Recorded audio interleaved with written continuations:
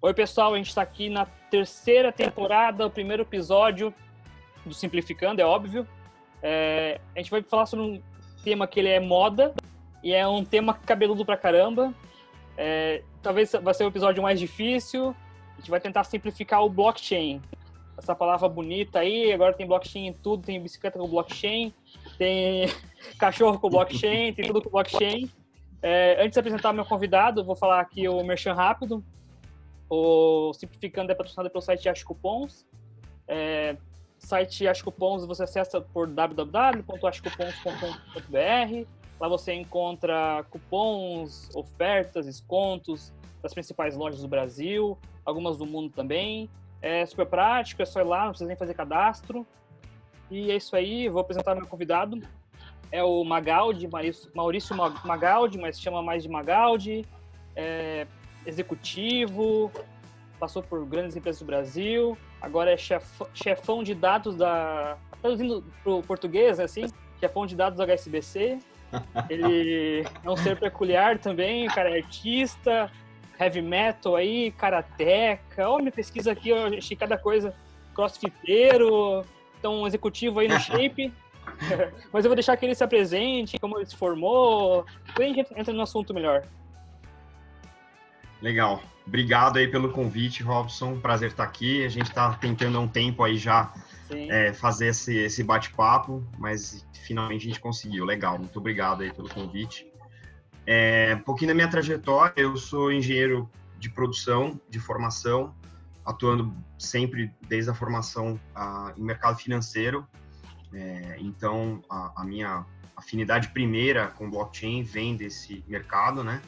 E nos últimos anos eu trabalhei na IBM como a pessoa líder de serviços para blockchain na América Latina. Então, a minha familiaridade com o tema, depois aplicada, vem daí.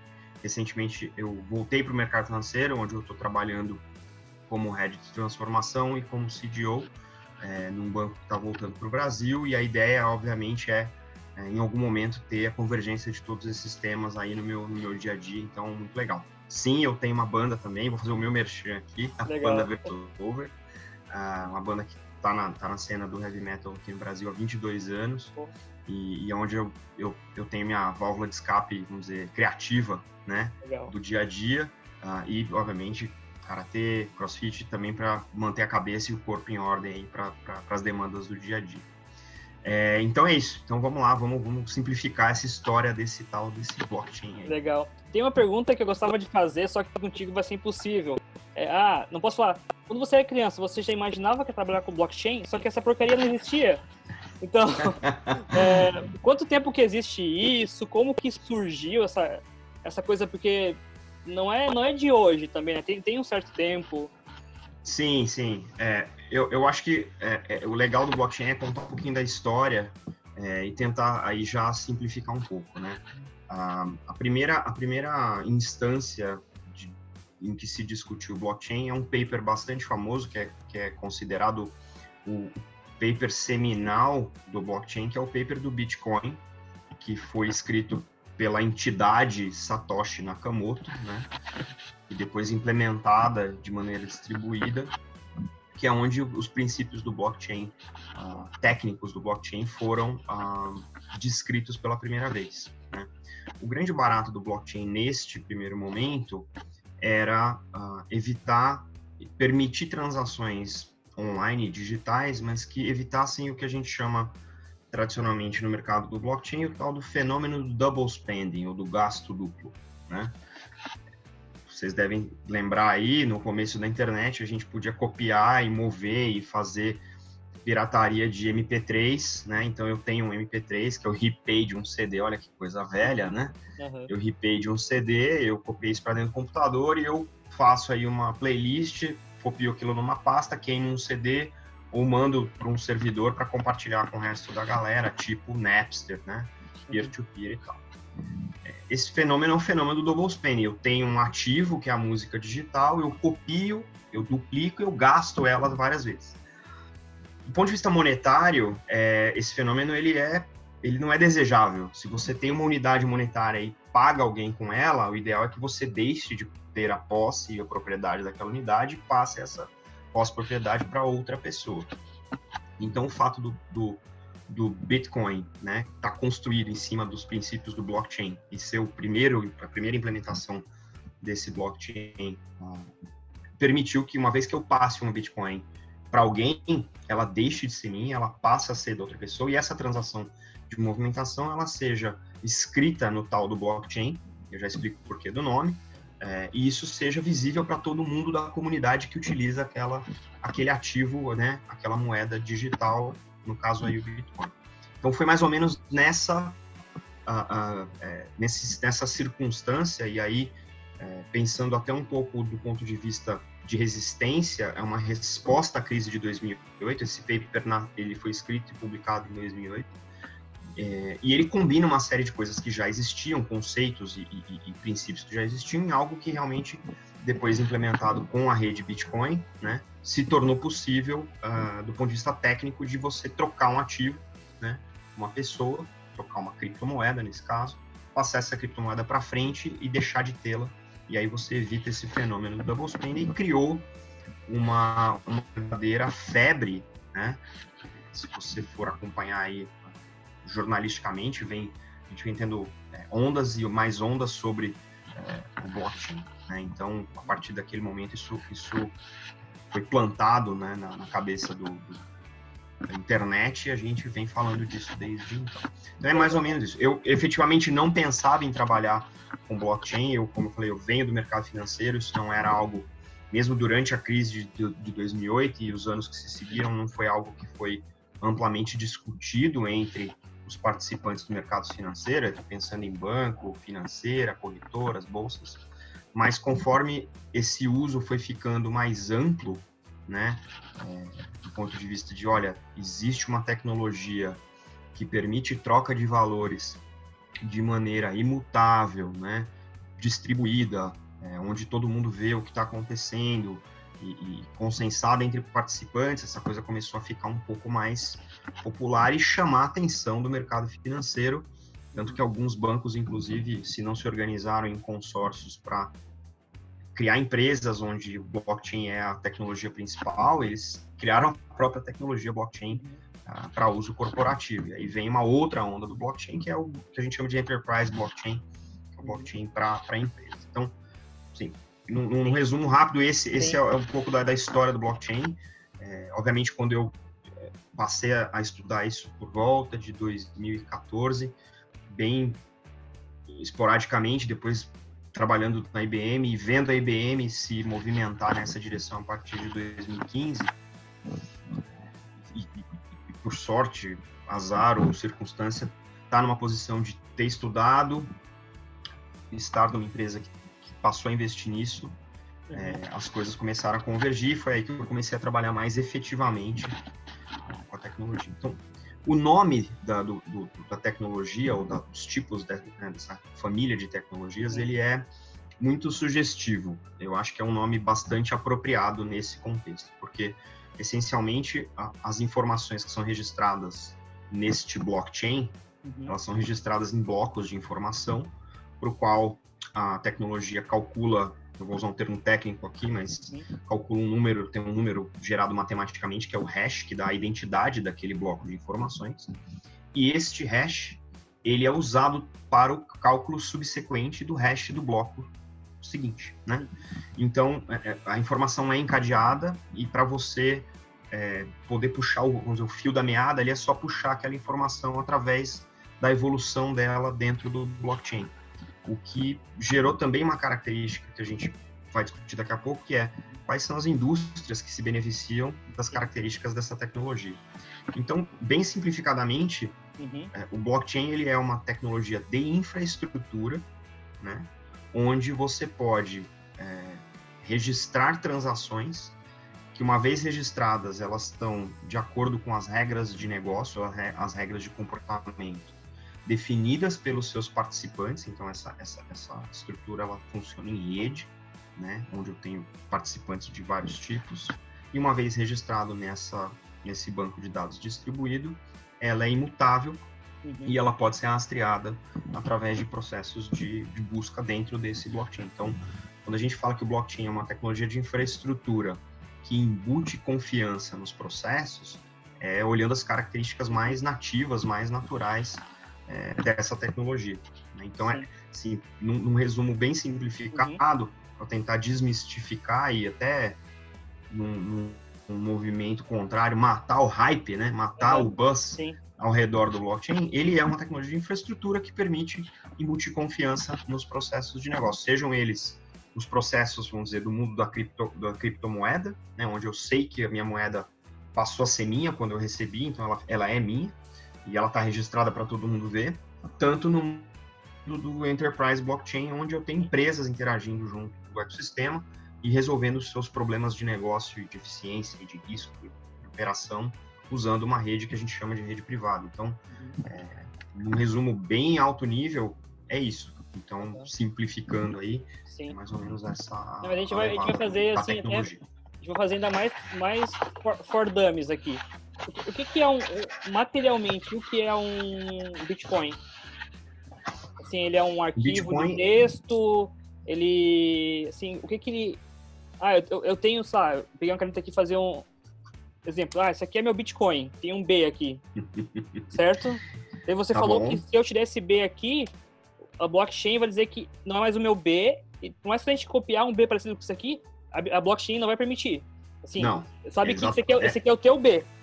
Exatamente isso. Se você passar o Bitcoin para mim, vai estar registrado uma transação que o Robson mandou um Bitcoin para o Maurício. Obviamente, no blockchain não fica registrado nem o Robson, nem o Maurício, fica registrado o endereço de uma carteira. E aí, aquela Bitcoin que tem aquele número específico, ou aquela quantidade de Bitcoins, ele vai mostrar que está na minha carteira, que é um número genérico, né? Um número, vamos dizer, oculto. E aí eu posso fazer movimentação, posso fracionar essa criptomoeda em outras frações e passar essas frações para outras carteiras de acordo com a movimentação financeira da criptofinanceira recorrente. Então, do ponto de vista técnico, o Bitcoin é uma informação de um endereço onde ela reside. Então, eu tenho Bitcoins em uma determinada carteira. As carteiras são virtualmente anônimas, né, na rede do Bitcoin. E você vai passar de acordo com o uso, né, daquele ativo. O que é legal nisso é que, para você garantir que a transação seja completa e que todas as partes envolvidas ali na rede validem, né, consensem que aquela transação aconteceu daquela maneira, existe o tal do processo da mineração, do mining, né, que é um processo computacional pesado.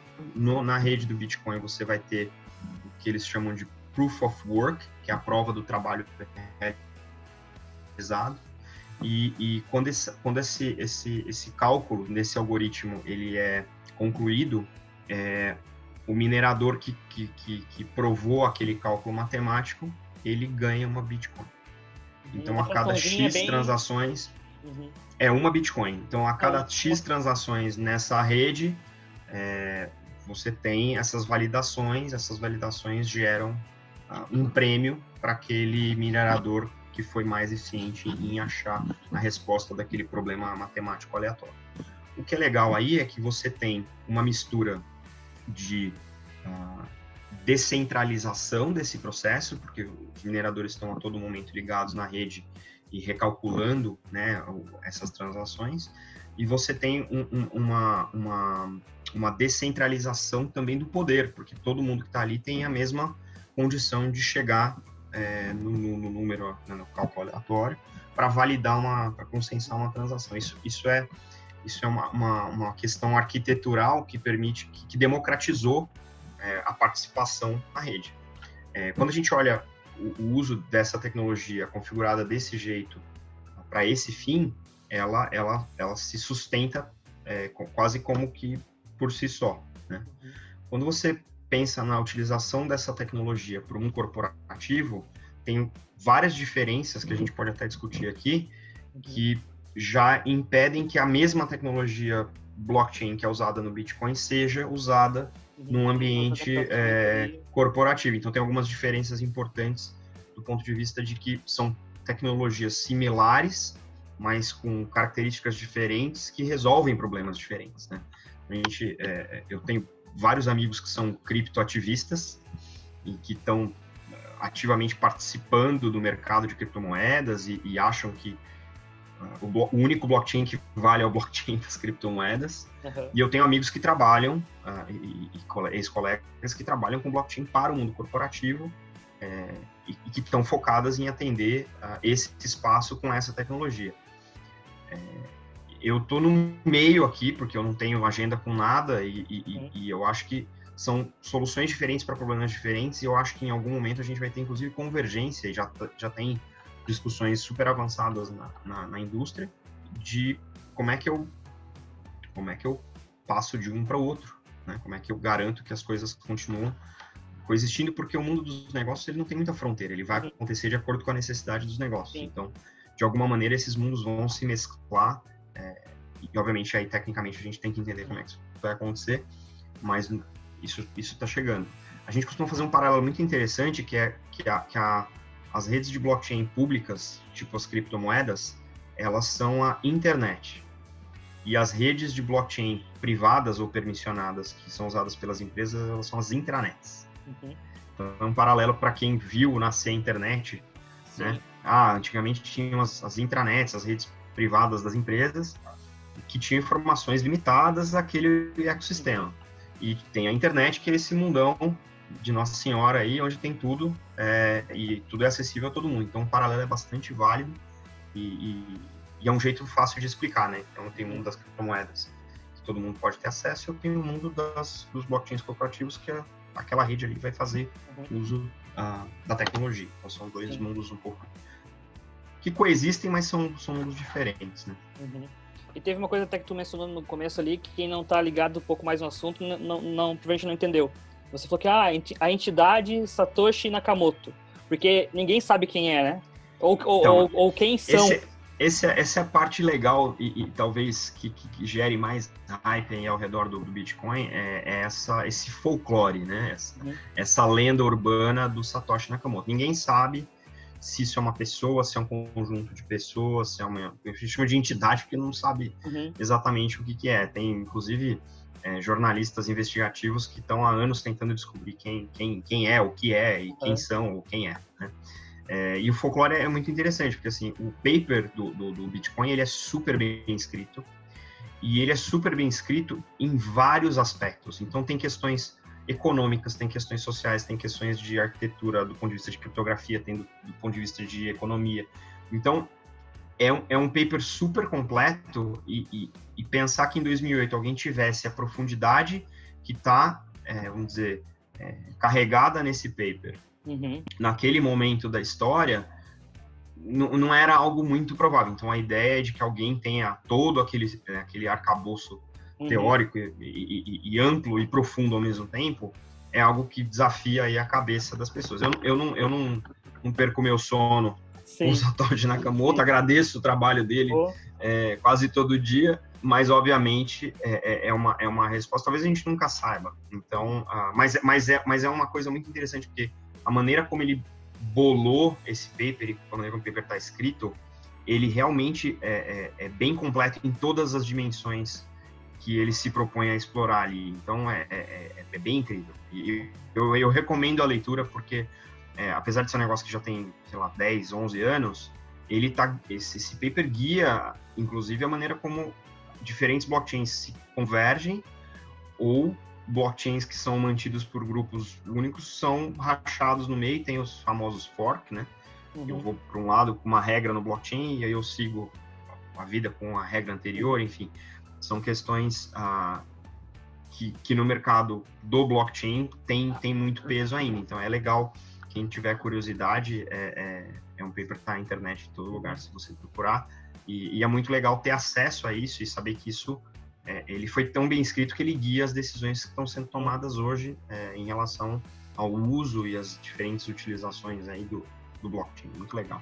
Tem até em seriado lá, que eles brincam que tal pessoa é é o criador, outras pessoas. Tem gente que diz que foi o Elon Musk, porque ele tem experiência, ele tem economia em Wharton, fundou o PayPal. Então tem várias, realmente, lendas urbanas sobre isso. E tem uma coisa interessante, eu acho que é pra gente falar, para as pessoas entenderem um pouquinho melhor, é que no começo, beleza, o Satoshi, ele criou a primeira blockchain e ele criou os primeiros bitcoins. Então é uma pessoa extremamente rica hoje em dia. Só que... existe essa... em tese, essa lenda... Porque, assim, tem um endereço muito antigo, né, de uma wallet que tem uma quantidade de bitcoins grande, né, que não movimenta. Então, a teoria é de que isso seja de propriedade de quem quer que seja o Satoshi Nakamoto. De novo, é parte do folclore, né? Eu fico pensando se é um grupo de pessoas, etc., que tem isso, né?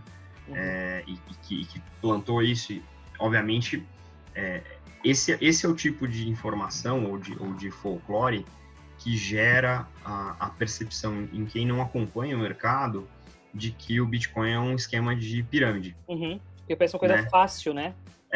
Então eu vou entrar e eu vou comprar, ele vai valorizar e eu passo para frente. Então, no caso específico do Bitcoin, e eu definitivamente não sou a pessoa mais gabaritada para falar isso, mas eu tenho amigos economistas que acompanham dia a dia o mercado de criptomoeda. O Bitcoin e as criptomoedas mais populares, elas se tornaram mais do que meios de investimento, meios de pagamento. Então, você poder transacionar com isso de maneira não rastreável, de maneira anônima, de maneira online, deu muita facilidade para populações, por exemplo, como a Venezuela, que nesse momento está numa crise super tremenda, das pessoas terem poder aquisitivo utilizando esse tipo de ativo. Então, é realmente uma maneira de você conseguir ter vamos dizer, o poder financeiro apesar das instituições. Essa é uma discussão super legal que o Bitcoin provoca e trouxe à mesa, né? Mas é um meio de pagamento. Obviamente que quem acumula esse criptoativo, essa criptomoeda, ele vai ter flutuações e variações porque dos fenômenos econômicos, né, de oferta e demanda, o Bitcoin é um que o preço sobe literalmente de acordo com a demanda, né? Quem está disposto a pagar mais por aquela unidade monetária, criptomonetária, né? Então, alguns economistas discutem que não tem valor intrínseco, então não deveria ter valor nenhum.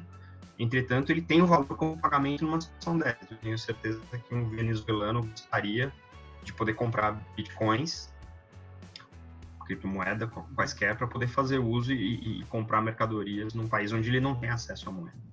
Sim.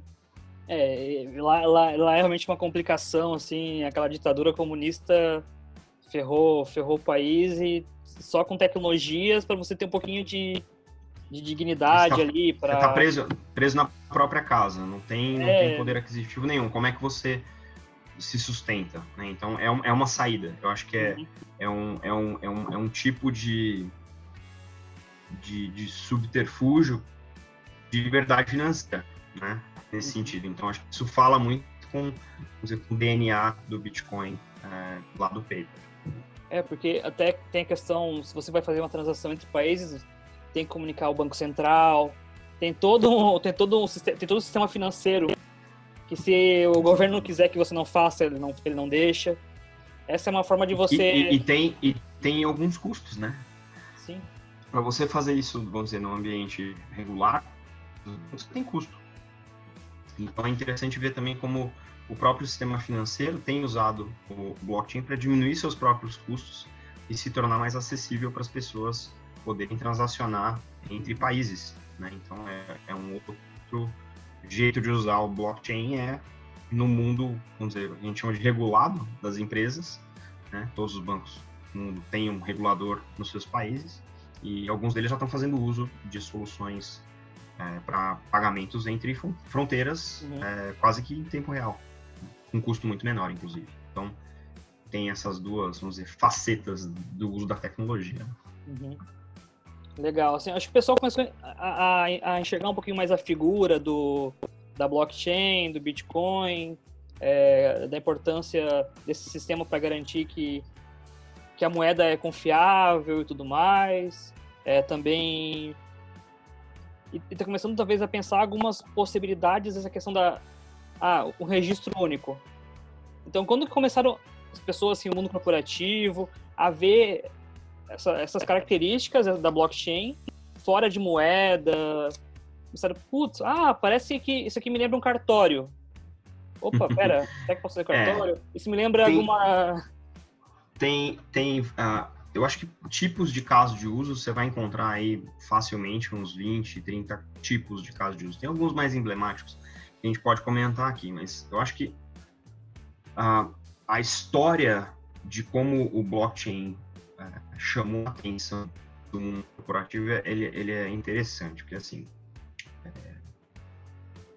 o fato do Bitcoin ou das criptomoedas terem uma característica de anonimidade do ponto de vista de quem usa, não é exatamente bem vista no mundo regulado, né? Então você tem, no mundo regulado, você faz contratos entre as partes e você faz atividades do tipo Know Your Supplier, conheça o seu fornecedor, Know Your Customer, conheça o seu cliente, para que você tenha real noção de com quem você está lidando naquela transação de negócios, né? Então, a questão anônima da criptomoeda, quando essa tecnologia que facilita as transações começou a ser portada para o mundo corporativo, ela foi transformada de anônimo para permissionado. Então, eu passo, ao invés de qualquer um entrar na minha rede, eu passo a ter que pedir permissão para participar de uma rede. Essa é uma primeira mudança na característica, ainda retendo todas as questões de mutabilidade, do bloco que influencia o cálculo do hash do bloco seguinte, né? E das questões de consenso e de informação distribuída. Isso foi uma primeira mudança. Aí a segunda mudança foi, a informação das criptomoedas ela é pública. Eu posso ir lá e ver quantas bitcoins existem lendo o blockchain do Bitcoin. No mundo corporativo existe a questão de privacidade dos dados. Como é que eu porto essa... Então eu troquei. Então, em vez de eu ter informações públicas e participantes anônimos, no mundo corporativo eu tenho informações privadas e participantes conhecidos. Sim. Então essa é a primeira mudança, né? E quando isso se tornou possível do ponto de vista tecnológico e organizacional, as empresas começaram a explorar usos vários da tecnologia. Então, como é uma tecnologia de banco de dados distribuído, que é criptografada, e ela precisa de consenso para você conseguir escrever nos vários nós daquela rede, um dos primeiros casos que surgiu foi logística. Como é que eu faço para identificar que um determinado ativo, um determinado objeto, produto, tenha navegado por onde ele supostamente deveria ter navegado e quais são as informações que eu posso ir coletando ao longo dessa jornada para, no momento em que acontecer qualquer coisa com aquele ativo, eu saiba onde ele esteve, onde ele está e por que condições ele passou. Então, a indústria de alimentos foi uma das primeiras a falar assim, opa, isso aí me interessa, porque hoje eu tenho uma ineficiência, eu tenho um ecossistema super fragmentado, eu tenho informações fragmentadas nesse ecossistema, se eu precisar recuperar essas informações, eu demoro vários dias, eu preciso entender como é que essa tecnologia me ajuda a ser mais eficiente na minha rastreabilidade de alimento e inclusive no recall, né?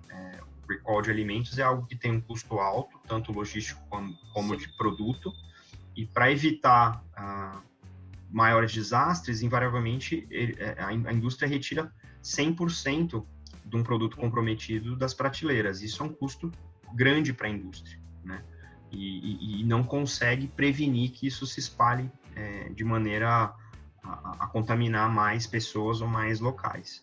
Então, com blockchain, em vez de você demorar uma semana para recuperar as informações de um produto que passou por vários participantes, a gente usa muito essa palavra, né, no blockchain corporativo, você passa a ter informação em 2 segundos e pode tomar decisões muito mais assertivas de onde estão os produtos que vieram da planta que teve problema.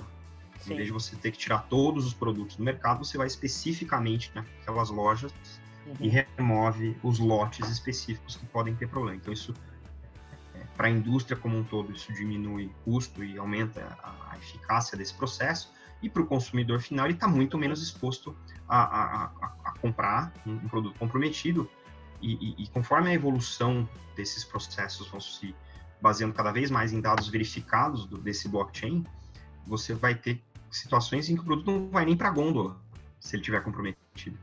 Você começa a combinar outras tecnologias além do blockchain, com Advanced Analytics, com Internet das Coisas, para começar a aumentar a eficiência de modo que produtos comprometidos nem venham a chegar para o cliente final. Então, é um tipo de caso de uso, né, dentro do espaço de logística, aí mais focado para a parte de, vamos dizer, varejo de alimento, em que você tem um ganho não só do ponto de vista de eficiência, mas do ponto de vista de saúde pública. Então, é um primeiro caso emblemático. E aí você tem outros casos do ponto de vista logístico, desde o ponto de vista de rastrear documentação e rastrear containers no processo de comércio internacional, né? Até como eu precifico melhor um seguro de um container que está no meio do Pacífico, por exemplo. Né? Como eu tenho os participantes todos em rede, eu consigo saber o que está acontecendo com aquele ativo ao longo da jornada, e se eu tenho uma seguradora envolvida nesse processo, ela pode gradualmente precificando a exposição de risco daquele objeto ao longo da jornada dele através do mundo, né? E isso aumenta a capacidade das empresas de transporte de contratar seguro, porque o preço é muito mais justo, né? Não é um preço genérico, super caro, e as seguradoras têm uma penetração muito maior nesse mercado e podem ter um benefício de receita muito maior. Então, a gente está começando a ver vários casos em que o blockchain, ele não só ele resolve um problema da indústria, mas ele resolve um problema entre indústrias, não só entre empresas, né? Então, essa transparência que o blockchain traz para esses ecossistemas, onde eu consigo ver informações que são relevantes para o meu processo de negócio, para que eu possa devolver benefício para o meu ecossistema, estão ficando cada vez mais comuns. E aí é o que ocasiona o que a gente chama de efeito de rede.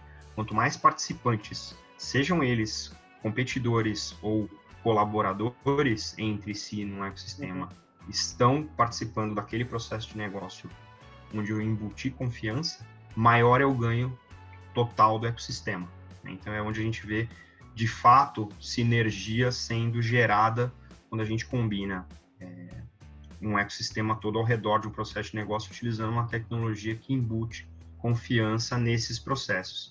E eu até escrevi um artigo há um tempo atrás, e eu acredito de verdade nisso, é que o blockchain ele é a única tecnologia que permite que competidores colaborem entre si para ganhar eficiência, para ganhar esse benefício, né, da rede, sem abrir mão de dados considerados estratégicos e de vantagens competitivas. Então, é uma maneira muito interessante de você conseguir reter, porque o blockchain corporativo ele tem características de privacidade, então só vê informações do blockchain quem tem direito de ver, quem tem as chaves para ver aquela informação, e isso te permite coletar benefícios em um grau maior, sem abrir mão. Então, por exemplo, no caso do varejo, volume e custo são informações importantes porque define o teu poder de barganha com teus fornecedores e define a tua margem com teus clientes. Se você tem essa informação, ainda que de volume, ainda que privada, dentro do blockchain, você consegue dar visibilidade de estoque para os teus diferentes coparticipantes, mas você não necessariamente está abrindo isso para o seu concorrente, porque se ele não está visível para o concorrente, apesar de todo mundo estar na mesma rede, ele nunca vai saber, né? Então, é uma maneira também de você aumentar a capacidade de se beneficiar de um processo comum na indústria. Os processos tendem a ser padrão, né, numa determinada indústria, e as empresas conseguem ter esse benefício e idealmente, repassar isso, seja para os clientes finais, seja para os seus acionistas. Então, tem um jogo de ganho aí muito maior, né? Em certa medida, algumas dessas coisas já existiam, né? Como um sistema de supply chain, aquele de fornecimento. Eu sou produtor de cerveja e eu consigo informações lá da ponta do mercadinho, de uma distribuidora que mandou para o mercadinho lá do bairro, e consigo saber ali quanto que eles vão vender, que já venderam, o que tem em estoque. Só que parece que o blockchain ele faz isso ficar um pouco mais... Não depende de um fornecedor exclusivo. Eu tenho como se fosse um banco que todo mundo pode acessar. É mais ou menos isso. A diferença é que toda a informação que vai para esse banco distribuído e replicado, né, entre os participantes, que é o blockchain, ela é uma informação que ela é consensada. Então, toda essa transação, ela passa por essa validação da rede. Então, você tem uma qualidade de informação muito melhor, uma tempestividade muito melhor, porque está todo mundo vendo a mesma coisa todo o tempo. E o que é legal do blockchain é que você pode automatizar processos de negócio entre as empresas de maneira em que você tenha ganhos de eficiência no processo que não está dentro da tua porta, tá da porta para fora. Então, a gente costuma falar que o blockchain é um esporte coletivo. Uhum. Né? Ganha quando a gente tiver um time bem azeitado, né? E aí vem uma coisa que eu particularmente acho que é parte do hype e parte da vontade das pessoas de definir algumas coisas, mas existe o conceito do smart contract. Uhum. O smart contract é um programa que roda em cima do blockchain. Então, ele define regras de negócio que são comuns àquela rede. Eu sou um pouco contra a história do smart contract, porque ele não é smart e ele não é contract. Né? Então, quando a gente começou a discutir smart contract, eu tinha muita reunião com o advogado. O advogado queria discutir o contrato. Uhum. Aí eu tinha que explicar ao advogado, não é um contrato, né? São códigos de programação que refletem regras de negócio que vão estar embutidas na rede do blockchain. Então, mas cadê o contrato? Tem contrato. Esse nome ele não é ideal, mas é o nome que a indústria usa. E o smart contract é o que eu estou embutindo no blockchain, que são regras de negócio que são comuns para aquele ecossistema e que todo mundo que vai estar operando naquela rede blockchain vai respeitar, porque está programado ali para todo mundo respeitar. Então, quando você pensa que eu tenho, no teu exemplo, né, do fornecimento de bebida, eu tenho um distribuidor numa ponta, eu tenho o varejo, né, mais na frente, eu tenho, de repente, produtores. Né? Esse distribuidor ele vai comprar de vários produtores, mas hoje o que ele faz? Ele vai, manda o caminhão dele de reposição em vários varejos, aí o cara mede, toma os pedidos, volta, aí ele consolida esses pedidos, aí todos os pedidos que vão para o fabricante A vão para o fabricante A, B para o B, C para o C. Quando você coloca essa rede no blockchain, você basicamente deixa de ter um problema informacional com o distribuidor, porque ele está vendo os estoques como estão registrados nos diferentes varejos, e ele pode comandar ordens diferentes para diferentes fornecedores que também estão vendo essa informação. Ele pode antecipar a própria linha de produção dele, sabendo que vai ter demanda para aquilo. Né? Então, ele reduz até a necessidade, né, o lead time entre um pedido e outro. O que vem, de novo, né, a combinação da informação validada e tempestiva do blockchain associada a um analytics poderoso, você fazer previsões mais precisas daquilo que vai ser necessário para aquele processo de negócio, ao ponto de você poder testar coisas como estoque zero na loja. Né? A gente sabe que o ponto de varejo é caro, e aí para você ter disponibilidade de produto e não perder venda, você acaba usando parte daquele imóvel do varejo para colocar estoque, porque você nunca sabe o que vai acontecer. Se você tiver nessa rede e você conseguir fazer uma boa análise preditiva do teu consumo, usando essas informações, você pode basicamente ter estoque zero no varejo e estar sempre trazendo produtos de acordo com aquela tendência de consumo, já fazendo uma análise prévia daqueles dados. Então, é uma maneira, inclusive, de reduzir ou de maximizar o espaço, do imóvel. Aí você pode ter display de tudo e não ter estoque de nada e ter mais clientes por metro quadrado do que ter estoque. Né?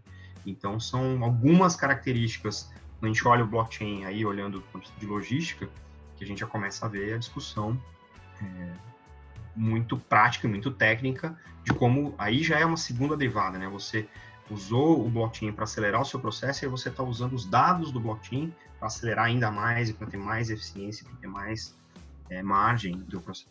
Então, são discussões super, super atuais e que os early adopters, né, os first movers, que a gente chama, o pessoal que se moveu primeiro para adotar essa tecnologia nos seus ecossistemas, vão definitivamente se beneficiar primeiro dessa segunda derivada também.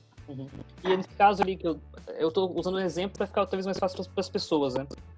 Eu sou a Ambev, eu sou gigante pra caramba, eu vou ter a minha blockchain com os meus fornecedores, com com os meus clientes, com os clientes dos meus clientes, eu sou dono dessa blockchain. Como que funciona isso na prática? Eu já tenho uma blockchain de indústria de bebida que eu posso participar.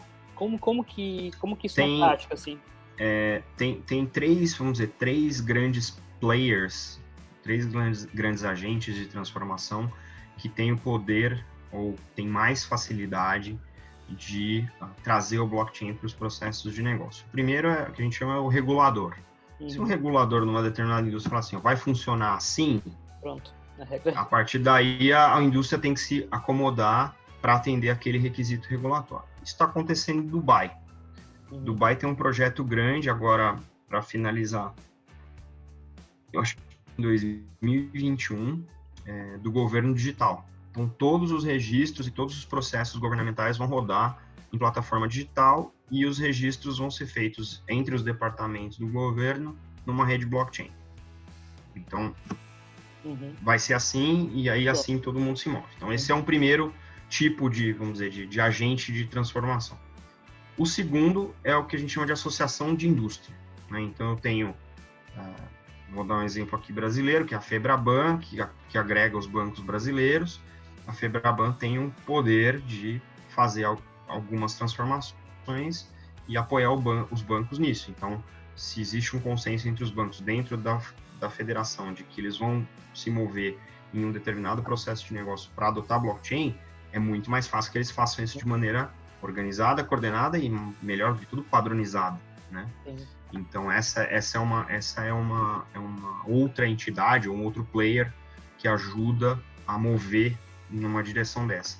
E o terceiro, eu acho que é o que você citou aí, que é o que a gente chama de market maker, que é o cara que é dono do mercado. Então, ele é dono de 50 e tantos % do mercado e fala assim, bom, agora a gente vai brincar disso aqui e assim vai funcionar. Sim. Se você quiser continuar vendendo para mim ou comprando de mim, você vai ter que entrar nesse jogo. Então, é um exemplo. O primeiro exemplo que eu te dei, que foi o exemplo da cadeia de suprimento de alimento no varejo, começou com o Walmart, que é o maior varejista do mundo.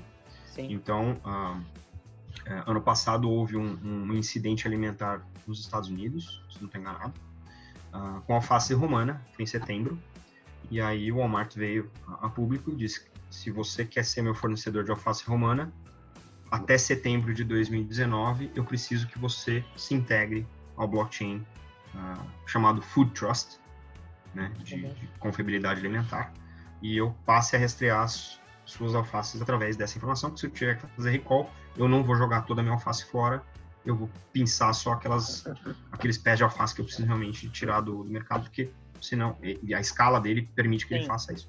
Então, esse é um primeiro caso. Então, eu não sei se a Ambev está pensando nisso, mas é uma maneira. Mas mesmo que sejam iniciados pelos grandes players, as redes blockchain elas têm uma característica de ambiente distribuído. Uma das coisas que mais impactam um projeto blockchain e a operação de uma rede blockchain é o modelo de governança. Então, é quem faz o quê? Quem decide o quê?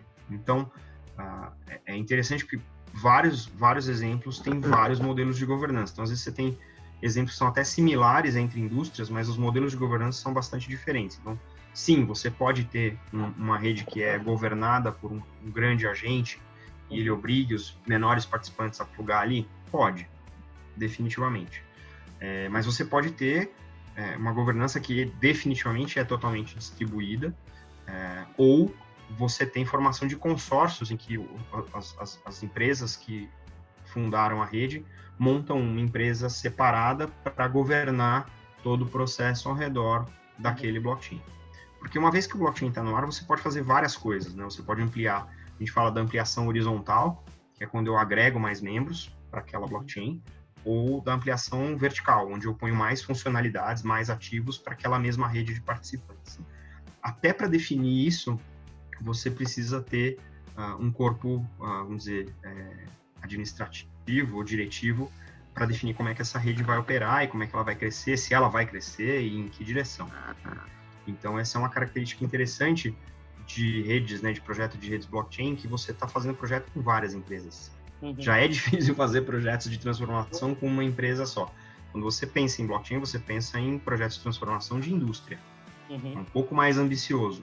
E aí, na indústria, você pode ter o regulador, as associações ou os market makers se movimentando, se mobilizando para trazer a eficiência do blockchain para um determinado processo de negócio, do ponto de vista dele, né, individualmente, seja do regulador, da associação ou do market maker. Então, os casos são bastante emblemáticos, porque os maiores casos públicos são, sim, dessas 3 categorias, né? Eu tenho uma associação, um consórcio de empresas que estão se mobilizando, um regulador, um grande player do mercado que fala, eu tenho essa ineficiência, preciso resolver esse problema, trago players menores comigo, sejam fornecedores, sejam clientes e até mesmo concorrentes. É mais fácil quando você tem poder de barganha, movimentar uma indústria na direção da eficiência.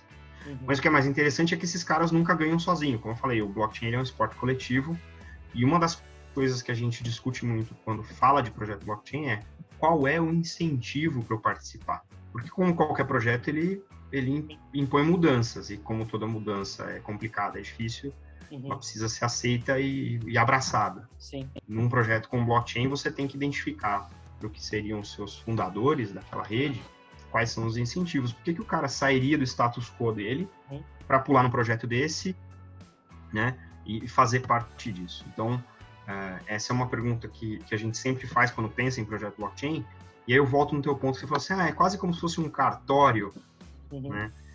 Então, tem um ângulo interessante nessa história, que é assim, o cartório, ele... Voltando, o blockchain, ele tem a promessa da desintermediação. Vou voltar lá no paper do Nakamoto, do Satoshi Nakamoto. Uma das coisas é como é que eu desintermedio o mercado financeiro, que acabou de passar por uma crise e não tem como confiar no mercado. Então, eu vou desintermediar isso, e isso, de fato, quando você olha o ponto de vista do Bitcoin, se eu puder passar dinheiro peer-to-peer para você sem o banco, a gente definitivamente desintermediou o banco. Sim. Quando eu penso no mundo corporativo, nos usos corporativos do blockchain, você tem, sim, nos ecossistemas, alguns agentes que só existem porque o ecossistema é ineficiente, porque a informação é fragmentada, ou ela não é tempestiva, ou eu tenho um agente do governo que faz essa integração, então eu pego de um país e passo para o outro, e aí cobro por isso, mas eu também tenho as minhas ineficiências, então eu tiro eu gero uma eficiência no processo, mas eu crio outras, né, e eu aumento o custo, porque eu tenho um participante a mais, eu tenho uma tarifa a mais para pagar. Então, sim, a gente pensa nesses incentivos, e às vezes quando você olha um ecossistema e fala assim, eu vou colocar um blockchain aqui, quando você pega todos os participantes e fala assim, eu tenho um problema aqui, porque esse cara vai sumir.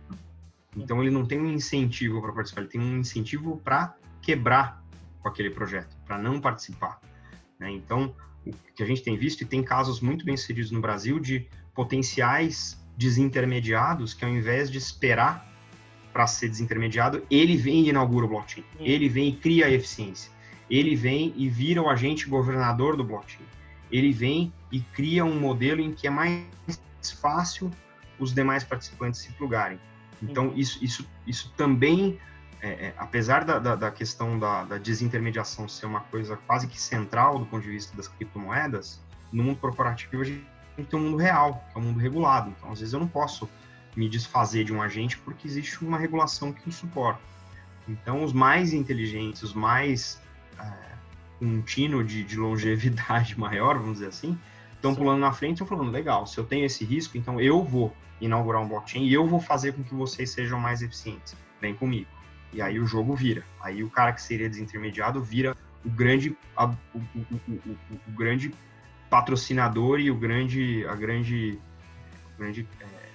impulsionador da eficiência naquele ecossistema, em que, se ele deixasse para que os seus colaboradores daquele ecossistema fossem adiante com o caso e ele não se movimentasse, ele ia deixar de existir, porque aí o problema estaria resolvido vamos dizer, com os satélites, né? Sim. Então, isso também a gente tem visto. De fato, cartórios, do ponto de vista de processo, eles são um gargalo de eficiência, é verdade, mas já tem cartórios no Brasil que estão adotando o blockchain para facilitar e acelerar. E o que é mais legal, o blockchain, ele supostamente não, mas a vocação dele é embutir confiança num processo de negócio. Sim. O cartório também. O cartório, ele dá fé, né? Quando o escrivão assina, eu assino e dou fé, né? E carimba e põe o selinho e tal. Quando você combina isso do ponto de vista legal, você tem um cartório que faz isso, mas que faz isso numa blockchain e oferece esse serviço para o ecossistema que ele atende, aí você tem 2 ganhos, né? Você tem um ganho de margem no cartório, porque ele não vai ter todo aquele overhead de pessoas fazendo aquele trabalho, ele vai fazer isso digitalmente, e o ecossistema ganha porque ele passa por um cartório, mas ele passa de maneira mais eficiente. Então, os ganhos de tempo e custo em processos, por exemplo, como crédito imobiliário, como contratos de compra e venda, como coisas que precisam ser, vamos dizer, ter firmas reconhecidas, podem ser digitalmente assinados, registrados no blockchain e imutáveis. Uma vez que ele está ali, ele vale por toda a vida daquela rede. Então, esses fenômenos vão começar a acontecer e, óbvio, né, essa é uma primeira onda de adoção. A gente vai ver se isso se mantém ou se conforme essas redes começarem a se conectar com outras redes, esse papel ainda é necessário. O que é interessante é que talvez você passe esses players passem de ser um agente na rede para ser um administrador dessa rede, para garantir que essa rede continue funcionando de maneira mais perene. Então, os papéis vão mudar. E eu acho isso super incrível, esse fenômeno do blockchain, porque isso gera uma provocação, isso gera um incômodo, e quem for mais capaz de transformar esse incômodo em impulso para um novo comportamento naquele ecossistema, tem chance de ser muito mais longevo do que aqueles que não adotarem. Então, se existem empresas que não estão olhando o blockchain como uma ferramenta de longevidade, eu sugiro que o façam o mais rápido possível, porque pode ser que você seja desintermediado e você não vai nem saber por que teu papel acabou, se você não estudar esse tipo de contexto. Legal. Como eu dei o exemplo da Ambev, eles não estão pagando nada, agora eu vou dar um exemplo com concorrente. A Coca-Cola, ela quer a blockchain dela, ela tem poder pra caramba, ela tem distribuição geográfica. Onde que ela compra a sua blockchain? Ou ela tem os seus programadores para criar uma blockchain usando aquele paper do Satoshi, vai adaptar? Como que é a questão? Você trabalhava num fornecedor de tecnologia, então a IBM tinha uma blockchain, outras pessoas têm blockchain, como que funciona na prática? Tá, só deixa de repente quebrar um pouco essa história do conceito do blockchain. Você citou 2 vezes, ela quer ter o seu próprio blockchain, né? Isso, quer ter quando a gente pensa quando a gente pensa na blockchain como esporte coletivo, você vai ter sempre sócios na blockchain. Você pode ser o first mover, o cara que inaugura, o fundador, mas se você pensar no blockchain como a minha blockchain, como antigamente, na minha época, quando eu era criança, tive o meu primeiro gradiente, né? Você não vai ter o seu primeiro blockchain, porque o blockchain ele não faz sentido da porta para dentro. Existem outras tecnologias, existem outros métodos, existem outros processos de negócio do lado de dentro das empresas que elas podem e devem manter, porque é de propriedade delas, então são as regras de negócio dela, as políticas dela, a infraestrutura dela, etc. Quando você pensa no blockchain, você está pensando da porta para fora sempre do ponto de vista de colaboração. Só se ela quisesse tomar frente, como você falou, para a indústria de bebidas. Isso, dito isso, no caso da Coca-Cola. Eu quero... como é que a gente constrói um projeto, tá? Então, para o blockchain, como é que a gente elabora isso na cabeça dos executivos? Primeiro é que não pode ser um projeto de tecnologia. Legal. Não pode. Um blockchain que nasce pelo simples fato, eu quero fazer um projeto de blockchain porque eu quero fazer um projeto de blockchain, ele vai ser o que a gente chama lá de prova de tecnologia, uma prova de conceito. Ele nunca vai ter longevidade porque ninguém vai se interessar em manter algo que não tem um retorno sobre o investimento. As empresas estão calcadas em ter business plans e business cases positivos. Então, a gente desencoraja a fazer...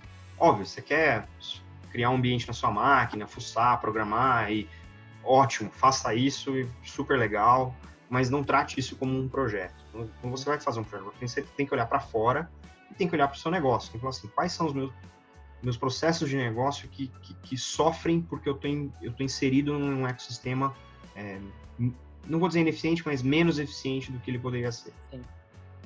Quem são os meus potenciais parceiros para uma onda 0, onda 1, onda 2, quando eu começar a resolver esse problema? Que tipo de ganho esse cara me traz? Então, tem que olhar qual é o incentivo para você começar esse esse projeto, né? Essa empreitada. Porque lembra, não é só o projeto. Você vai casar com as outras empresas. Eles vão ser seus sócios numa rede que, se der tudo certo, vai durar muitos e muitos anos, até que venha uma outra tecnologia que mude isso, né? Então, não dá para... Primeiro que não dá para ser curto prazista, isso vamos dizer, te leva a decisões equivocadas, né? Então, você tem que pensar muito mais do ponto de vista de negócio. Então, a gente encoraja os executivos que queiram explorar isso, explorem isso de maneira real, do ponto de vista de como é que eu trago benefício real ao utilizar isso, ou nem invistam, né? Mas avaliem. E eu tenho certeza que todas as indústrias têm pontos onde poderia ser mais eficiente nesse momento e que poderiam se beneficiar de soluções baseadas em blockchain. Então, acho que esse é uma primeira análise. Como você falou, rastreabilidade ali. É um exemplo básico. Não, e vários agentes, várias empresas participando e se beneficiando dessas funcionalidades, dessas eficiências, né? Então, acho que essa é uma primeira discussão. Não dá para fazer um projeto de tecnologia, né? É um projeto de negócio com tecnologia como habilitador, né? Sim. Eu acho que isso tende a ser, tende a gerar mais benefícios de maior prazo, né? De mais, vamos dizer, perenidade, se você olhar do ponto de vista de negócio. Então, feito isso, escolhido aquele caso, obviamente trazer o ecossistema para a mesa, né, para ajudar a co-criar, e aí co-criar tem vários benefícios do ponto de vista até de alinhamento e buy-in, e você não errar depois, então se eu criar aqui, depois eu levo para você, mas não é nada disso, não precisa de nada disso, o problema é seu, te vira, né? Então a ideia de co-criar isso, de cofundar uma rede, é justamente essa, né? E novamente, não tratar isso como um projeto de tecnologia, de negócio. Então, seus incentivos, meus incentivos, de quem é a propriedade intelectual desse produto, como é que a gente leva isso para frente, discutir papéis e responsabilidades no projeto e na operação, discutir como é que a governança funciona do projeto e da operação. Então, como é que a gente toma decisões para ampliar a rede, como é que a gente toma decisões para ampliar funcionalidades, como é que a gente toma decisões para aceitar um novo membro. Então, essas são questões que precisam ser discutidas e precisam estar embutidas, inclusive, nos smart contracts, para que a rede possa florescer. Então, eu até tenho um resuminho, deixa eu ver se eu consigo compartilhar aqui contigo, eu fiz um resuminho em 6 passos para um projeto de blockchain. Ó, quem está no Spotify, Deezer, Google Podcasts, iTunes, vá para o YouTube. O link está na descrição. É importante. Boa, deixa eu ver se você consegue ver isso aqui. Tá vendo aí? Ah, perfeito. Legal. Então, você vai ver na literatura vários exemplos. Tem 4 passos, tem 6 passos. Eu acho que 6 explica bem e cobre o que eu julgo ser os fatores mais importantes. Então, o primeiro passo como eu falei, identificar que problema você está tentando resolver. O pessoal de inovação, eles costumam criticar um pouco isso, porque como é que você vai inovar se você está tentando resolver alguma coisa que já existe, né? Eu acho que a inovação passa por realmente reescrever a maneira como as coisas acontecem. Se você tem um problema da maneira como as coisas existem, você tem que inventar alguma coisa nova que venha a ser melhor. E inovação por inovação, ela, né, a inovação para fins de negócio, ela precisa trazer mais benefício na versão nova, né? Então, identificar o que precisa ser inovado é importante. Aí, de novo, passo 2 quais são os incentivos para os eventuais participantes dessa rede, né? Quem é dono do produto final, né? São todos, tem uma parte de cada um, mas por que alguém seria seu sócio nessa empreitada? Essa é uma pergunta importante para fazer. E aí é sócio na empreitada para o bem e para o mal, né? Como é que o cara investe comigo e como é que o cara ganha comigo lá na frente? Como é que eu monetizo essa rede? Tem um custo, né, para manter essa rede também. Sim. Aí você tem um custo da infraestrutura, né, da manutenção, etc., que é um sistema distribuído, então precisa estar ligado e se manter vivo para todo mundo continuar funcionando. O terceiro passo é desenhar. E aí eu tenho, baseado na minha experiência, uma crença muito firme de que você só desenha para blockchain do jeito certo se você aplicar uma metodologia no estilo do design thinking. Por quê? Porque se você está olhando para a inovação e você está olhando para frente com tecnologias novas, é mais importante você entender a experiência nova que você está introduzindo naquele ecossistema para os participantes e para os usuários daquilo, do que a arquitetura técnica. A arquitetura técnica é uma consequência da experiência que você vai oferecer. Então, a gente parte da primeira camada, a experiência, depois quais são as capacidades que eu tenho que ter no meu processo para entregar aquela experiência, e aí eu vou para o técnico e falar quais são as tecnologias que eu tenho que ter para entregar aquelas capacidades. Uhum. Pode ser, inclusive, que no momento de desenhar você descubra que você precisa de mais blockchain para mais processos, ou que você não precisa de blockchain. Sim. Então é importante validar, e aí é legal que você não começou a desenvolver nada ainda neste momento, para realmente testar se o que você está tentando resolver se beneficia de ter uma tecnologia dessa, porque às vezes você vai criar mais complexidade do que benefício. É importante validar isso no momento do desenho. O passo 4 é a gente fazer um piloto, e aí quando eu falo de piloto, acho que as nomenclaturas variam um pouco, né, o vocabulário, mas eu costumo julgar, a gente fala de POC, né, prova de conceito, Proof of Concept, um MVP, né, do ágil lá, né, que é o Minimum Viable Product, e o piloto. Nessa barrinha aí, eu acredito que o piloto seja a melhor maneira de você fazer um primeiro projeto com blockchain para adotar, porque ele não está... ele é robusto o suficiente para você colocar em produção e usar ele de maneira regular, e ele pode ser escalado. Um MVP, ele não necessariamente vai ser escalável. Então, você tem que fazer algumas improvisações e alguns atalhos para entregar aquilo. Aqui no caso... Uma POC nunca vai ser... Você limita um pouquinho os participantes, talvez, esse processo do piloto. Exato. É isso, né? Tá pronto. Escolhe o que vai ao vivo, né? E a POC nunca vai ao vivo, você nunca vai colocar uma prova de conceito em produção, né? Então, eu já vi piloto ir para produção, mas eu nunca vi MVP virar piloto e eu nunca vi POC virar MVP. Então, a minha recomendação é que se você está levando isso a sério, você tem um desenho sólido, sabe os incentivos e qual é o benefício, que você realmente invista em colocar isso para rodar e que você tem que mudar um pedacinho da sua operação para se beneficiar um pouquinho e falar, é isso, e agora a gente vai expandir, a gente vai escalar. Então, essa é uma recomendação que a gente sempre faz. O passo 5 que aí pode estar em paralelo com a construção do piloto, quem manda aqui.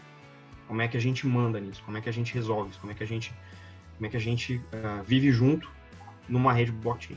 Então, aí tem que entender se a gente vai ter um único dono, e esse dono ele resolve tudo e ele explica e conta como é que vai acontecer para os participantes.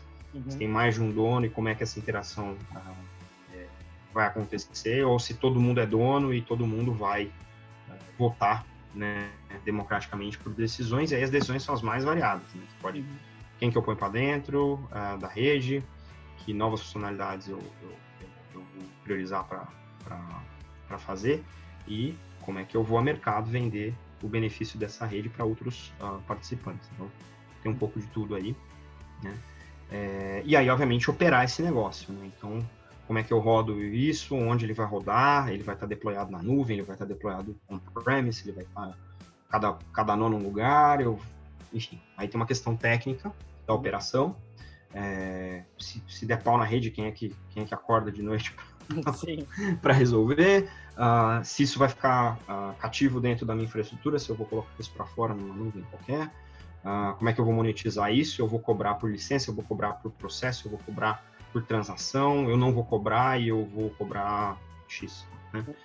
E como é que eu continuo trabalhando nessa rede para ela continuar melhorando os meus processos, né? Então, acho que esse aqui é um resuminho até legal para Coca-Cola, viu, Coca-Cola? Sim, realmente. E... Eu não sei o quão simples está essa minha explicação, tá? Então, não, mas deu pra... vai me ajudando a calibrar aí o nível de detalhe. Sim, deu para entender o que é na prática colocar um projeto desse para funcionar. Só faltou ali dessa pergunta de fornecedores, assim, eu vou ligar lá na IBM, eu vou ligar na Microsoft, não sei se tem. Então, eu vou te dar Deixa eu te dar exemplo de alguns dos vendors que estão ativos no mercado, ou das tecnologias principalmente, tá? Vou compartilhar aqui também, ó. Então, quando eu obrigatoriamente vou falar da IBM, porque eu saí da IBM há 6 meses. A IBM tem uma oferta, várias ofertas de blockchain. Até onde eu sei, é a única empresa que tem full stack. Ela tem desde a infraestrutura, onde você vai rodar o blockchain, até a tecnologia disponível open source para você fazer as programações. Tem soluções prontas de blockchain para você plugar e se beneficiar imediatamente, né, de participar de uma rede. E ela tem uma equipe de serviços, que era a equipe que eu liderava aqui na América Latina, que faz os projetos, desenha as redes para você, implementa, opera, governa, etc. O blockchain da IBM, ele não existe, porque a IBM tem uma plataforma blockchain, que chamam de IBM Blockchain Platform, onde a tecnologia blockchain que eles usam é o Hyperledger Fabric. Tá? O Hyperledger é um projeto da Linux Foundation, de código aberto. Tem várias tecnologias blockchain sendo desenvolvidas lá, o Fabric é uma delas, e para o mundo corporativo é a mais versátil, né? Tem aplicações blockchain usando o Fabric, desde mercado financeiro até logístico, até navegação, tem saúde, então tem bastante caso de uso usando o Fabric. Esse outro aqui é o Corda. O Corda é uma tecnologia da startup R3. A R3 está no Brasil também. A Corda nasceu de um consórcio de bancos, né? E a R3 nasceu de um consórcio de bancos, primeiro como uma consultoria, vamos dizer, fazendo advisory, né? Fazendo projetos de estratégia para adoção, e depois desenvolveu sua própria tecnologia, e por até DNA ela é muito mais utilizada, né, no mercado financeiro, seguradoras, bancos e corretoras. O terceiro aqui é o Ethereum Enterprise Alliance, que é um conjunto de empresas que está usando uma versão permissionada da rede blockchain do Ethereum. O Ethereum é uma criptomoeda, mas eles têm uma versão da tecnologia que está voltada para o ambiente corporativo. E aí tem esse último aqui, que é curioso, que é o Quorum, que é também uma versão do Ethereum, mas que foi criada por um banco. Olha que coisa, né? O hype é tão grande que os bancos estão criando a própria tecnologia. Então, o que a gente vê aqui é só um resumo, tem muito mais, né?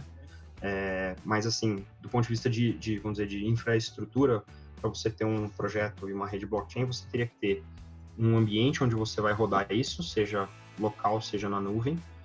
E aí na nuvem você tem IBM, tem Microsoft, Amazon, e Google, que são fornecedores de cloud, onde a gente já sabe que estão rodando diferentes aplicações blockchain. A tecnologia blockchain em si, né? Aqui tem 4 exemplos, mas tem outros exemplos aí para vocês explorarem de blockchains diferentes, para você poder desenvolver aí sim uma aplicação em cima dessas tecnologias blockchain. E aí, de novo, né? É uma das várias tecnologias que você vai usar. Vai usar mobile, vai usar web, vai usar protocolos de segurança para acesso, dependendo do ambiente onde você vai estar. Enfim, tem outras tecnologias mais tradicionais que você vai usar junto com as tecnologias blockchain para escrever a sua aplicação e a sua rede. O que a gente chama aí, né, de camadas de comunicação por API é algo bastante comum nas arquiteturas de blockchain, porque a comunicação é virtualmente feita por API através de ambiente seguro, criptografado, né? Então, ninguém que está rodando uma aplicação blockchain vai ver o blockchain, né? Você não vai ver, cadê o blockchain? Onde está o blockchain? O blockchain, de novo, é uma tecnologia de infraestrutura e é importante que ela seja encarada como uma tecnologia de infraestrutura para também não mistificar muito o projeto, né, e o processo. Acho que é mais importante você ter o blockchain adequado rodando naquele processo de negócio, as integrações feitas com os sistemas tradicionais para que as informações que estão nas empresas possam fluir para o blockchain de maneira adequada, e fluir do blockchain para as empresas de maneira adequada, e um bom modelo de governança para que essa rede continue operando e crescendo e trazendo benefícios para quem está participando da rede. Legal. E agora, do ponto de vista dos empreendedores, assim, quais oportunidades você tem visto? O que o pessoal está criando a partir da blockchain? Tem um caso ali que você mostrou da R3, desenvolvimento de tecnologia. Então tem essa questão de você desenvolver uma tecnologia para suportar isso, prestação de serviço. Tem mais algumas outras coisas que o pessoal está fazendo em relação a isso, que você já viu? Não, é interessante falar isso. Eu tenho um artigo em draft aqui, em rascunho, já tem algum tempo, que eu acredito que são os 3 fatores que, não que impedem, mas que dificultam que as startups elas entrem de cabeça no mundo do blockchain corporativo. Se você pegar a maioria das startups que está trabalhando com blockchain, está trabalhando com cripto, né? Uhum. Afinal de contas, hoje em dia, sei lá, tem mais de 2.200, 2.300 criptomoedas, né? Então, é mais fácil trabalhar com essa oferta, então, imagino, né? Então, você, assim, só pelo volume de startups que estão trabalhando com blockchain cripto é muito maior do que aqueles que estão trabalhando com blockchain para o mundo corporativo. Uhum. Mas os 3 fatores que eu acho que são, vamos dizer, dificultantes nessa jornada das pequenas empresas ou das startups trabalharem com blockchain corporativo são 3. Primeiro, acesso ao ecossistema. Como você tem que ter uma rede, e a rede tem que ter empresas, as empresas têm que querer resolver um problema de negócio comum. Confiar em você, né? Também. E você ter que juntar essas empresas e fazer isso de maneira, vamos dizer, startup, né? É mais complicado. Você tem que ter essa penetração. O segundo, que eu acho que fala um pouco com o primeiro, é você ter a expertise da indústria ou das indústrias que você vai transformar. E ter uma startup que tem um histórico longo de sucesso em determinadas indústrias, mesmo que o executivo-chefe tenha, é difícil ter, porque não está na natureza das startups ser startup por muito tempo, né? Então, eu acho que isso é importante levar em consideração, né? E o terceiro é a questão, acho que talvez menos, mas também a questão do expertise técnico, né? Hoje menos, é mais fácil você ter acesso, então se você vai em alguns aplicativos aí de serviço, você pode contratar programadores para Hyperledger Fabric a R$85 por semana na Índia, o cara com 2 PhD. Então, obviamente, isso é um fator menor, mas, obviamente, a especificação tem que estar boa, o caso de negócio tem que ficar de pé, isso também é uma dificuldade. Então, acho que esses são os 3 fatores principais que dificultam. Eu acho que tem que encarar esses fatores de frente. Se você é uma startup e quer trabalhar com Enterprise Blockchain, a recomendação é que você realmente enfrente esses fatores, então vá se especializar na indústria que você quer atacar, ou traga especialistas para fazerem parte do seu quadro. Se você não tem acesso, vai atrás de acesso, vai em evento, cutuca, bate na porta, mostra o seu white paper. As empresas hoje, por experiência própria, estão muito mais abertas a trabalhar com startup, então acho que não deveria ser um fator inibidor, mas juntar múltiplas empresas através de um processo comum é mais difícil se você não tiver a cara de pau de bater na porta, né? E vai estudar, cara, porque as tecnologias atualizam muito rápido, especialmente essas que são código aberto, onde você tem 300 empresas ao redor do mundo contribuindo com requisitos e com código, então a inovação dentro do modelo de open source é muito rápido, então você tem sim que se manter atualizado para estar tecnicamente proficiente e poder oferecer isso.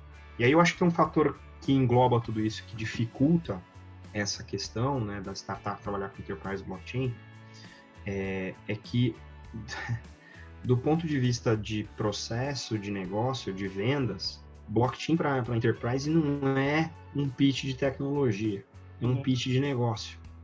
Então, é legal trabalhar com blockchain, tem uma startup que está trabalhando com blockchain Enterprise e tal, mas que problema vocês estão resolvendo? Para que indústria? Com que ângulo? Essas perguntas são difíceis de responder se você não está imerso na indústria. Então, é mais difícil ver uma startup sendo super bem sucedida com o Enterprise Blockchain por conta disso. Né? Não é um pitch de tecnologia. A vasta maioria das startups que a gente vê hoje aí, os unicórnios e tal, começou como um pitch de tecnologia para resolver um problema específico que não necessariamente precisa de um ecossistema, né? Então, é interessante nesse sentido, né? Tem um caso que eu acho que é legal citar, muita gente me cobra, né, de falar de blockchain for good, né? Blockchain Enterprise é um negócio para grandes empresas, elas que vão se beneficiar, o cliente vai pegar uma rebarbinha, se o serviço melhorar, se não melhorar, só vai aumentar a margem. Pô, Magaldi, você tem, né? Cadê, né, o blockchain? Então, tem alguns casos aí de blockchain for good que eu acho que é importante citar. Tem um que é fundado por uma brasileira, a Tainá, ela é fundadora da Moeda. A Moeda é uma startup brasileira de microcrédito para mulheres empreendedoras na zona rural. Então, tudo baseado em blockchain e tem mentoria para essas empreendedoras, é um negócio super legal, tem a ver com o ambiente de cooperativa, então, realmente é o uso do blockchain para a melhoria da qualidade de vida dessas pessoas, dessa população específica. Eu acho não só de um valor tremendo do ponto de vista tecnológico, mas de um valor tremendo do ponto de vista social. Super legal, tem um baita de um valor. Uhum. Tem um outro caso que é o Plastic Bank, é uma startup que usa blockchain do ponto de vista de você trocar reciclados coletados por créditos no blockchain para ser usado para subsistência. Uhum. Então, para evitar que o dinheiro que você entrega na mão do catador ele seja roubado na esquina, então você tem uma rede em que você acumula aqueles créditos e eles são usados numa rede de farmácia, supermercado, papelaria. Legal. Então, isso eu acho super legal porque é uma pegada de sustentabilidade do ponto de vista ecológico, né, de reciclagem, com uma de sustentabilidade do ponto de vista socioeconômico, de dignidade. Sim. Também é um negócio super legal que já está sendo utilizado. O Plastic Bank, para mim, é um dos exemplos mais interessantes aí de blockchain for good, né? E tem um terceiro que não é tão, vamos dizer, tão emblemático assim, mas eu acho que é interessante, você começar tem alguns casos que estão começando a explorar a identidade digital, a identidade soberana. Quem sou eu digitalmente? Com o blockchain você consegue, com alguns fatores offline mais o blockchain, você trazer uma comprovação de que o Maurício é o Maurício. O Maurício com quem você está lidando naquela transação via internet, ele de fato é o Maurício. E aí você começa a ter alguns usos, vamos dizer, derivados, que é eu poder ter informações financeiras sobre o Maurício sem necessariamente ter acesso, por exemplo, ao contra-cheque dele. Eu posso fazer perguntas para esse blockchain do tipo, o Maurício pode pagar X reais por mês para comprar a prestação dessa casa? Hoje em dia, o que a gente faz? A gente pega lá o informe de rendimento, o lerite, contra-cheque, movimentação bancária, leva no banco, alguém escaneia, aí lá tem o número do seu apartamento, onde você mora, onde você trabalha, né, quem é sua mãe. Então, esse uso do blockchain é legal porque ele te dá apenas a informação que você precisa. Então, é um sim ou não. Ele pode pagar? Pode. Ótimo. Então, se está no blockchain, está certificado pela rede de participantes, eu acredito que o Maurício tem essa capacidade de liquidez. Então, isso aumenta a privacidade em um mundo onde a gente tem cada vez menos privacidade. É interessante começar a ver como o blockchain pode trazer um pouco dessa privacidade de volta, né?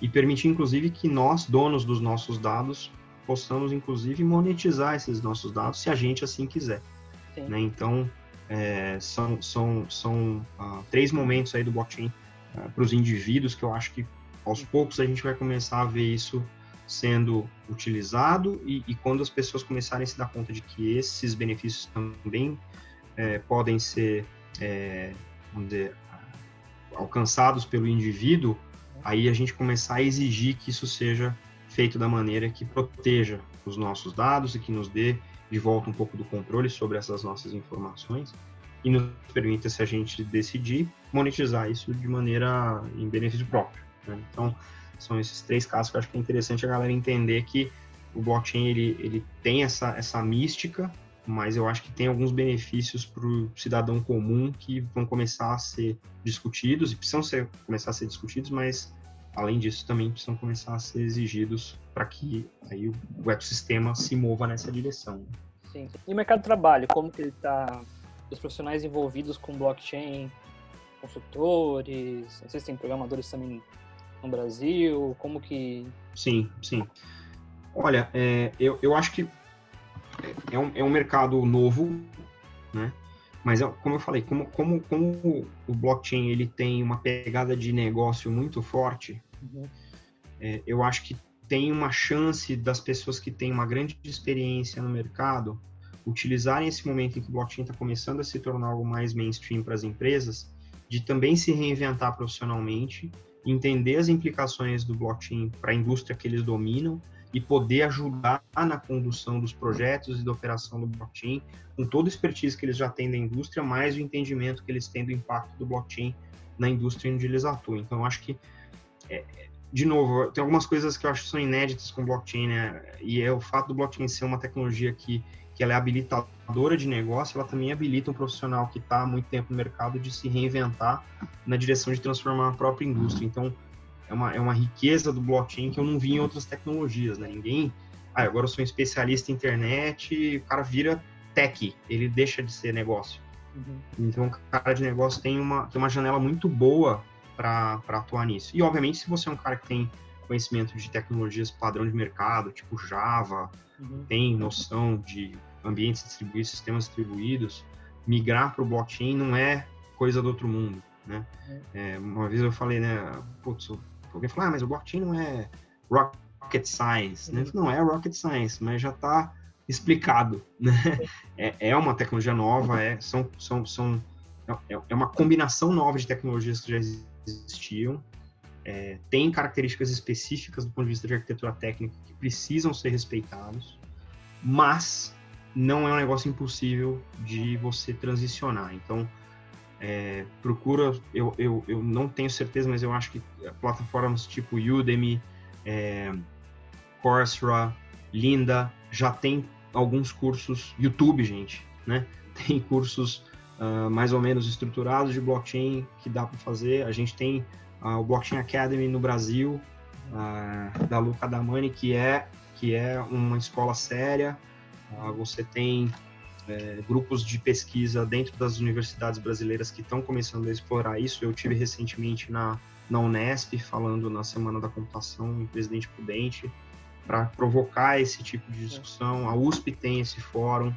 Você tem, inclusive, já a BNT trabalhando em padronizar o que a gente pode padronizar, o que vale a pena padronizar. Então, tem representantes de todos os segmentos do mercado brasileiro nesse grupo de trabalho. Eu acho que é um momento em que, apesar de não estar no comecinho, a gente já passou por uma primeira onda e agora, especialmente na América Latina, os países, as empresas estão se dando conta de que precisam começar a se mover nessa direção para ter algum benefício, para não ficar atrás, né, não perder competitividade. Mas eu acho que ainda está em tempo das pessoas que querem migrar ou que querem acrescentar esse skill, né, dentro do seu portfólio, tem uma janela boa para se movimentar, né? É só você olhar no LinkedIn, procura blockchain lá, coloca lá blockchain nos jobs lá, filtra Brasil, você vai ver que tem vaga lá, né? Então, e às vezes você tem oportunidades que cruzam o seu caminho, que às vezes, se você entender o impacto do blockchain, você pode, inclusive, fazer a proposição. Peraí, mas por que a gente não resolve isso com blockchain? E aí pega os 6 passos lá e faz a jornada e vai atrás e ajuda a transformar a indústria. Então, eu acho que não dá para ficar parado. Não que eu sirva de exemplo, mas o fato de eu ter trabalhado quase 3 anos como a pessoa de serviço de blockchain na América Latina para a IBM foi porque eu estava estudando esse assunto e estava sorte é preparação e oportunidade no mesmo lugar.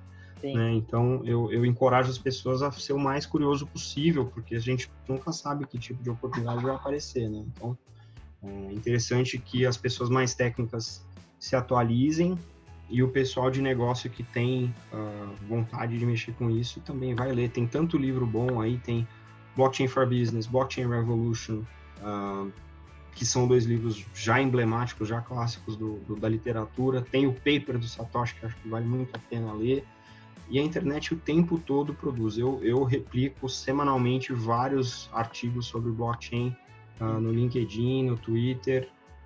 Importante ficar ligado nos Twitters e nos press releases das empresas. Então, Microsoft, Amazon, Ethereum, IBM, R3. Então, as empresas estão o tempo todo discutindo isso de maneira muito rica e não só do ponto de vista tecnológico.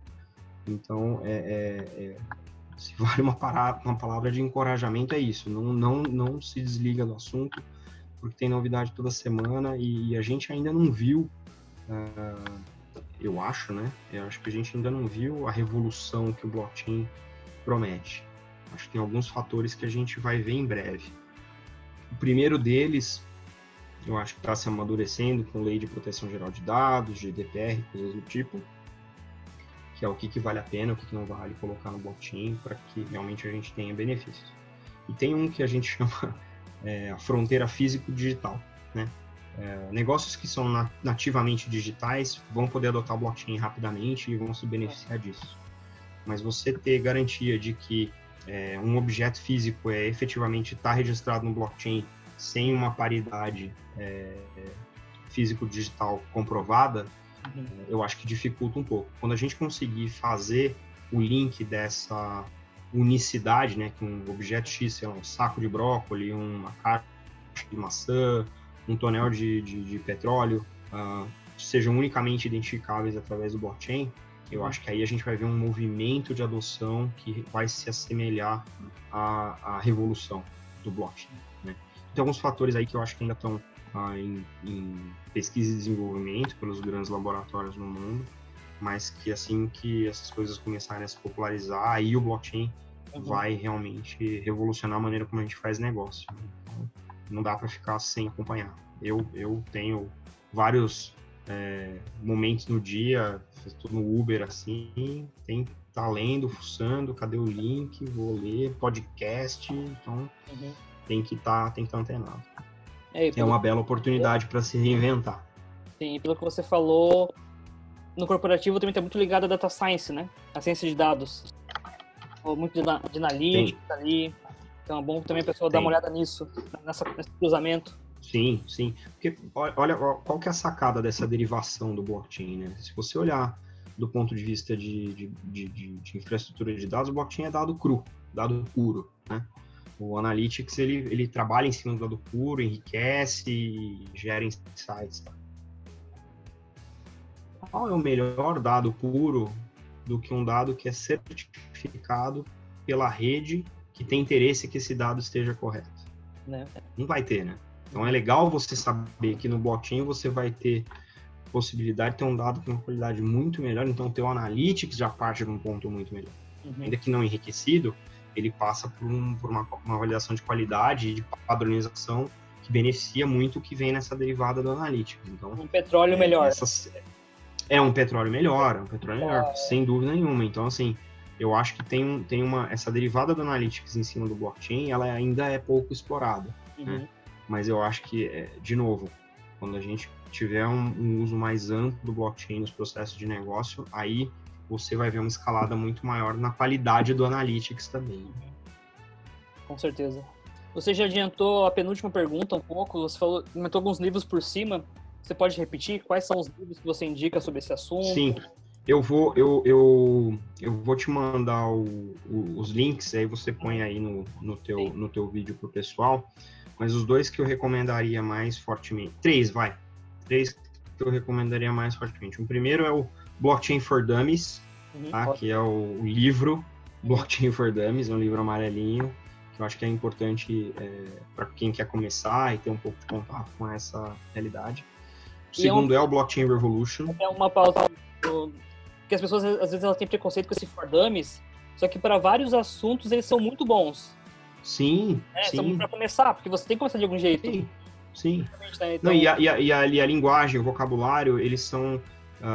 tem vários paralelos com o vocabulário regular do dia a dia. Então, é interessante começar a tomar contato com o vocabulário mais específico através de algo que você consiga fazer paralelos, né? Então, é bem legal e acho que vale super a pena para quem nunca ouviu falar, está curioso, acho que esse é o primeiro passo. O segundo livro é o segundo livro que eu acho que é o livro que inaugurou o buzz do blockchain, que é o Blockchain Revolution, que é do Don Tapscott.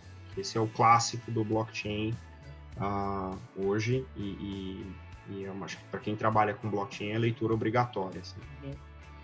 E o terceiro livro é um terceiro livro de blockchain para negócios, chama Blockchain for Business, do Nitin Gaur e do Jerry Como, que são executivos da IBM, e que trabalham dia a dia com blockchain para negócio. Então, esse livro ele tem outros autores que contribuíram para ele, e o mais interessante aí é você ter essa perspectiva do mundo dos negócios, né? Então, tem questões técnicas, mas tem questões de negócio, o que observar para você adotar blockchain no ambiente de negócio. Então, para as pessoas de negócio que têm a curiosidade de trabalhar com blockchain, eu acho que vale muito a pena ler esse livro, porque é um livro que tem uma fundação muito forte e eu acredito que esse livro venha a guiar, inclusive, cursos acadêmicos mais avançados em alguns anos, porque é um livro muito bem escrito, com exemplos muito reais e discussões muito relevantes, não só do momento em que ele foi escrito, mas dessas que estão vindo agora, né?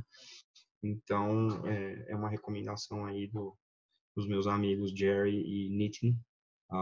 Depois vocês me pagam um café. Mas eu acho que são 3 livros fundamentais para quem quer entender um pouco do blockchain nesses contextos. Né? Muito legal. E a última pergunta é onde o pessoal te acha? Quando vai ser o próximo show da sua banda? Momento jabá. Bom, momento jabá aqui, não, legal. Eu tô no LinkedIn, Maurício Magaldi, me acha lá, conecta, a gente tem bastante conteúdo. Tem coisas menos interessantes do ponto de vista de blockchain no meu Instagram, que é basicamente CrossFit e Heavy Metal, mas tá lá, @Maurício Magaldi também. Twitter, @Maurício Magaldi, que mais? E as mídias sociais da banda, @Versover no Instagram, no Facebook e também no Twitter, eu acho que é @Versover.br. Eu vou colocar o outro certinho, assim, que... Eu mando. E sobre o show, a gente está em turnê 1, 2 e 3 de novembro, agora, Around the Corner. A gente vai fazer a turnê Redemption Tour com os nossos amigos da banda Nocturnal. E um convidado especial que vai estar tocando com a gente é o famoso Mike Portnoy, baterista, ex-baterista do Dream Theater, vai estar nessa turnê também, então vai ser uma baita farra. Muito massa. Muito legal. Muito obrigado por esse papo aqui. Obrigado. Eu acho que o blockchain ficou menos cabeludo, menos complicado. Principalmente blockchain aplicado no mundo corporativo, pro bem das pessoas.